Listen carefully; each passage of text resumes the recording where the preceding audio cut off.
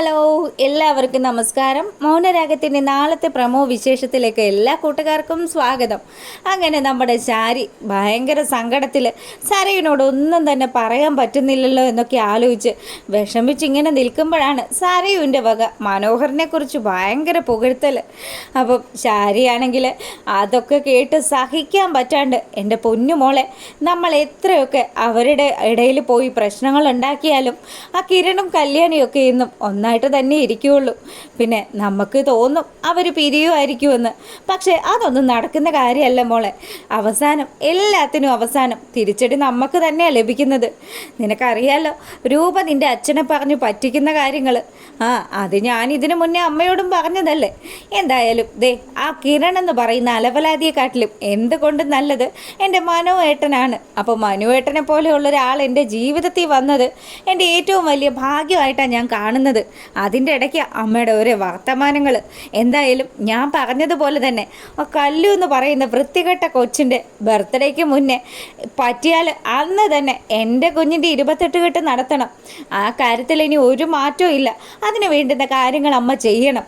അല്ല, അതിന് വേണ്ടുന്ന കാര്യങ്ങൾ ഞാൻ ചെയ്യാൻ നിന്നാൽ പക്ഷേ കൊച്ചിൻ്റെ അച്ഛൻ്റെ ഭാഗത്ത് നിന്നും പ്രത്യേകിച്ച് അങ്ങനെ വലിയ പ്രോത്സാഹനമോ കാര്യങ്ങളോ ഒന്നും കാണുന്നില്ലല്ലോ. അവളുടെ അച്ഛൻ ഈ കാര്യങ്ങളൊന്നും നടക്കാത്ത പോലെയാണല്ലോ നടക്കുന്നതെന്നൊക്കെ നമ്മുടെ ശാരി ഇങ്ങനെ മനുവിനെക്കുറിച്ച് കുറ്റം പറയുക. അപ്പോൾ ഈ സമയമാണെങ്കിലോ സരയുന് നല്ല ദേഷ്യം വന്നു. സരയാണെങ്കിലും ദേ അമ്മയോട് ഞാൻ നേരത്തെയും പറഞ്ഞു, മനുവേട്ടനെ കുറിച്ച് എന്തെങ്കിലും ഒരു കുറ്റം പറഞ്ഞാൽ അതെനിക്ക് സഹിക്കാൻ പറ്റില്ല. നിങ്ങളെക്കാട്ടിലും ഏറ്റവും അധികം എന്നെ സ്നേഹിക്കുന്നത് എൻ്റെ മനുവേട്ടനാണെന്നൊക്കെ പറഞ്ഞ് ശാരിയോട് വഴക്കുവിട്ട് ഞാൻ പറഞ്ഞ കാര്യങ്ങളെങ്ങാനും മാറ്റം സംഭവിച്ചു കഴിഞ്ഞാൽ പിന്നെ ഈ ഞാൻ ആരാണെന്ന് നിങ്ങൾ അറിയും. എന്തായാലും കൊച്ചിന് വേണ്ടുന്ന സാധനങ്ങൾ മുഴുവനും വാങ്ങിച്ചോളാൻ പറഞ്ഞ് ഉത്തരവ് വിട്ട് പുള്ളിക്കാരി അവിടുന്ന് പോവുകയാണ്. അങ്ങനെ നമ്മുടെ സരയുൻ്റെ ഈ സംസാരവും അവളുടെ ആ ഒരു മട്ടും ഭാവവും ഒക്കെ കണ്ടു കഴിയുമ്പോൾ ശരിക്കും ശാരിക്ക് നല്ല വിഷമമുണ്ട്. ഈ കാര്യങ്ങൾ മുഴുവനും മനുവിൻ്റെ അടുത്ത് പോയിട്ട് നമ്മുടെ സരയും സംസാരിക്കുക.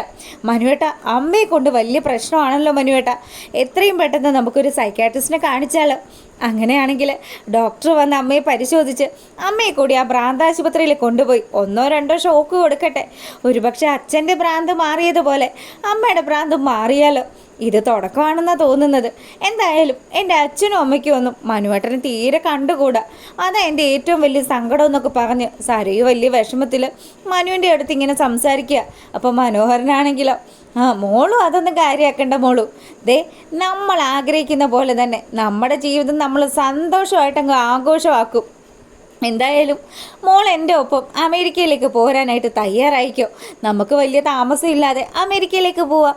പിന്നെ മോളുടെ മമ്മിയെ കൂടി കൂട്ടണമെന്ന് ഞാൻ വിചാരിച്ചതാണ്. പക്ഷേ പുള്ളിക്കാരുടെ സ്വഭാവവും ഇപ്പോഴത്തെ രീതികളും ഒക്കെ വെച്ച് നോക്കുമ്പം എന്തായാലും നമ്മുടെ കൂടെ കൊണ്ടുപോയി കഴിഞ്ഞാൽ പിന്നെ ഇനി അമേരിക്ക വന്ന് എന്തെങ്കിലും ഒരു വിഷയം ഉണ്ടായാലോ.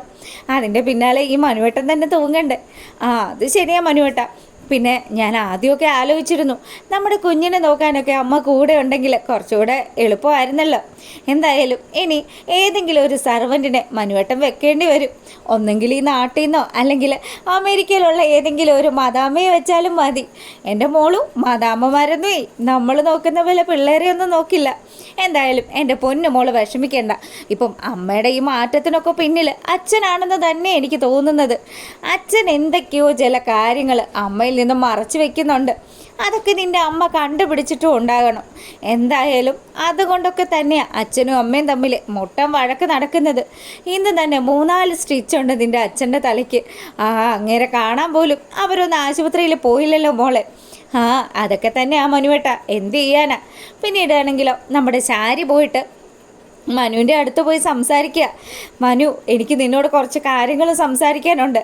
എൻ്റെ പൊന്നു ശാരി, നീ പറയുന്ന ഒന്നും കേൾക്കാൻ എനിക്ക് നേരെയില്ല. എന്തായാലും എൻ്റെ മോള് പറഞ്ഞിട്ടുണ്ട് ഈ വരുന്ന ഞായറാഴ്ച ആ കല്ലൂമോൻ്റെ ബർത്ത്ഡേയുടെ അന്ന് തന്നെ ദേ എൻ്റെ കുഞ്ഞിൻ്റെ നൂലുകെട്ടൽ ചടങ്ങ് നടത്തണമെന്ന്. അപ്പം അത് നടത്താനുള്ള കാര്യങ്ങളൊക്കെ ഞാൻ ആലോചിച്ചുകൊണ്ടിരിക്കുക. പിന്നെ നിങ്ങളിനി ഇതിനിടയ്ക്ക് തിടുക്കപ്പെട്ട് ഇപ്പം നിങ്ങൾ ബഗാസുരൻ്റെ തല തല്ലി പൊളിച്ചല്ലോ, അതുപോലെ എങ്ങാനും ഇനി എൻ്റെ കാര്യങ്ങൾ ഞാൻ കള്ളനാണെന്നും ഒരു പെണ്ണൊക്കെ കെട്ടി ഇങ്ങനെ, ഒരു പെണ്ണല്ല സോറി, പല പെണ്ണുങ്ങളുടെ ജീവിതം തകർത്ത് ഇങ്ങനെ തരിപ്പണമാക്കി നടക്കുന്ന ഒരുത്തനാണെന്നെങ്ങാനും നിങ്ങളുടെ വായിൽ നിന്നും സരയു അറിഞ്ഞു കഴിഞ്ഞാൽ പിന്നതെ ഈ മനു ആരാണെന്ന് നിങ്ങൾ അറിയും. നിങ്ങളെക്കുറിച്ചുള്ള ആ ഞെട്ടിക്കുന്ന രഹസ്യം ഞാൻ അവളോട് പറഞ്ഞാലുണ്ടല്ലോ, ഏറ്റവും അധികം വട്ട് പിടിച്ച് ഓടി നടക്കാൻ പോകുന്നത് നിങ്ങളുടെ മോളായിരിക്കും. പിന്നെ നിങ്ങൾ കാണുന്നത് നിങ്ങളുടെ ഭ്രാന്തിയായ മകളെ ആയിരിക്കും എന്നൊക്കെ പറഞ്ഞ് നമ്മുടെ ചാരിയെ ഭീഷണിപ്പെടുത്തുകയാണ് മനു. അങ്ങനെ ഇവിടെ ഈ കാര്യങ്ങളൊക്കെ നടന്നു. പിന്നീടാണെങ്കിലോ നമ്മുടെ പ്രകാശൻ, ഞായറാഴ്ച പ്രകാശൻ്റെ കല്യാണം തീരുമാനിച്ചല്ലോ.